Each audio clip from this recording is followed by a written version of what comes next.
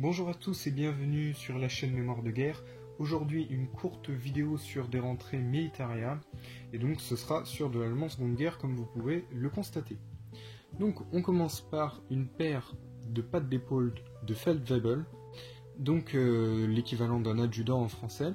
Celles-ci sont pour un sous-officier des transmissions, puisqu'on voit ici ce qu'on appelle la Waffenfarbe. Il y avait plein de couleurs différentes qu'on peut retrouver sur les pattes d'épaule, que ce soit noir pour les pionniers, blanc pour l'infanterie, rose pour les panzers, rouge pour l'artillerie, orange pour la cavalerie si je ne dis pas de bêtises.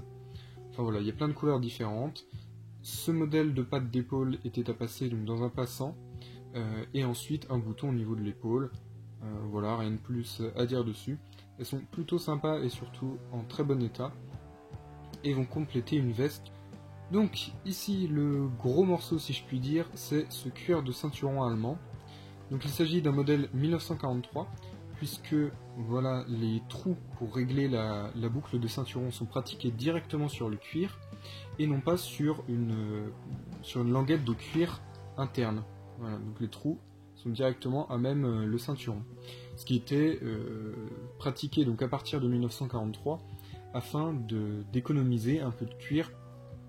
Donc au niveau de la taille, c'est un 95 cm comme vous pourrez le voir sur le bout de la boucle. Le cuir est plutôt lisse malgré qu'il soit un peu craqué et qu'il ait été probablement graissé de nombreuses fois vu que la couleur interne est plus proche du noir que du brun original.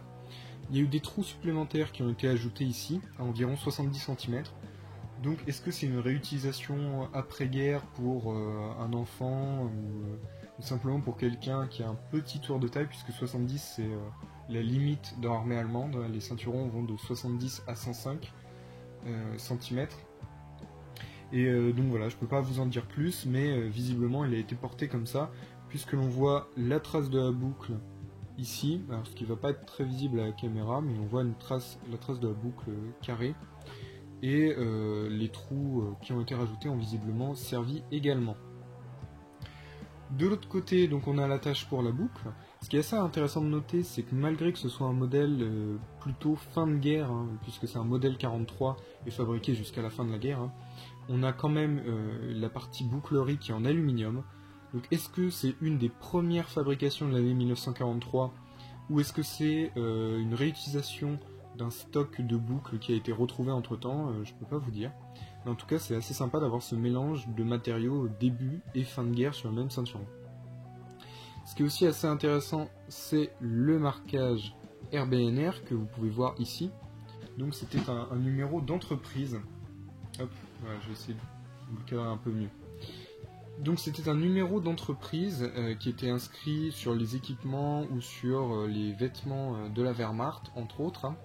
Et ces numéros ont été instaurés entre fin 42 et mi-43, je crois que la date n'est pas tout à fait déterminée aujourd'hui.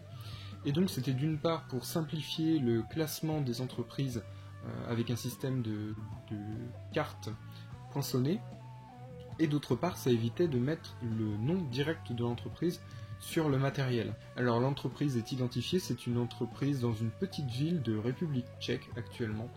Et donc voilà, elle a fabriqué ce ceinturon il y a maintenant quasiment 80 ans. Donc voilà, c'est plutôt un beau ceinturon, c'est assez sympa. Ça commence à être, je dirais pas dur à trouver, mais c'est pas les choses les plus évidentes non plus. Surtout qu'il faut en trouver un à bonne taille. Faites attention quand vous achetez un cuir de ceinturon. Si vous achetez un taille 70 ou 105, ce sera pas le même type de mannequin qu'il faut. De même qu'avoir un casque démesurément grand ou démesurément petit sur un mannequin à taille entre guillemets moyenne, c'est gênant. Et ben voilà, le ceinturon, vous pourrez pas rajouter des trous sur un vieux ceinturon de 80 ans. Enfin, ce serait vraiment gâcher le cuir. Donc je vous dis à bientôt sur la chaîne Mémoire de Guerre, j'espère que cette mini présentation de Militaria vous aura plu, et je vous dis salut!